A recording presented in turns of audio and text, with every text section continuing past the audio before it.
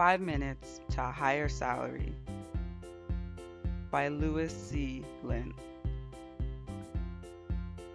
So I found out about this book earlier this year and it helped me get a 20% raise at my job.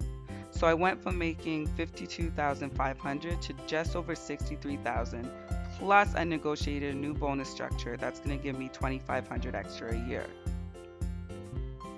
So the book is filled with a bunch of examples and cases. There's a lot of different scenarios that he plays out.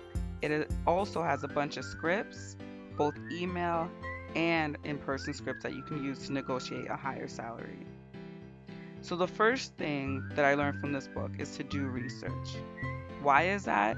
That's because he suggests that you go first in negotiations. You tell your boss what you want. So I work in marketing.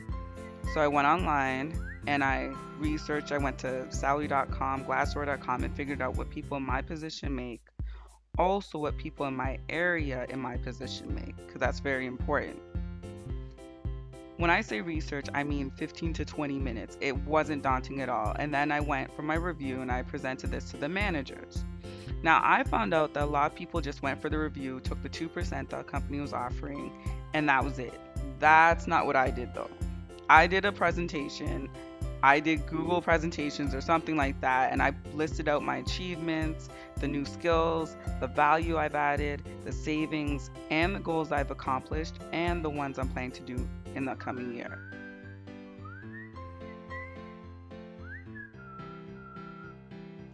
The second thing that this book talks about that I found really important was to be specific. Why is that? Because it just looks better. So I wanted $60,000 or 65,000. That would have been amazing. So instead of asking for those two very round numbers, I came up with something unique because it makes it seem as if you did a little bit more work and it's a little bit more credible. I asked for 69,800. And I know you're probably thinking that's a lot more than what you even wanted. There's a reason why I did that. So I did it with all confidence and I wasn't worried at all. Why? Because of the third point that I found very, very important in this book. It's called anchoring bias. Now, I kind of know what it is, but I didn't know what it was called. So basically, your boss or HR or anyone assumes that you're going to be asking for more than what you actually want or deserve.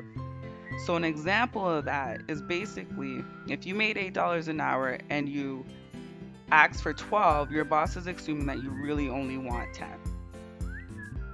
What do you do with that then? It's pretty simple. You're going to go into your presentation or your meeting and you're going to ask for more because you know that they're always going to come with a counteroffer that's below what you actually asked for. So in conclusion, like I mentioned before, I did get my raise. I was very happy with the counteroffer that the managers came up with. There's no need to negotiate after that. And I ended up referring the book to my brother and it helped him as well. So that gave me more money in the bank because I would have never asked for so much. And if I even asked for the 65 or the 62 that I wanted, that means they would have given me a counter offer that was way lower. So things worked out and I was extremely happy. I definitely recommend this book to anyone. I think the most important thing in this book is that he has a bunch of scripts and a bunch of different cases that you can work through and pick one that works for you and then just follow the script. Happy reading.